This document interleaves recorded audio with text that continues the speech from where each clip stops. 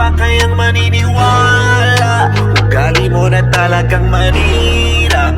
Need mo ba ng pera? Ingiterang mga tsaka daming sinasabi. Dami mong alam, ano bang sinasabi mo? Wak ano ba ulit yung sinasabi mo? Wak tayo na mukha. Todo dagdagan mo pang mga kwento. Yan ang hobby ng mga demonyo. Dun ka na sa faraway malayo. Dun ka na mag-wak. Daming sinasabi.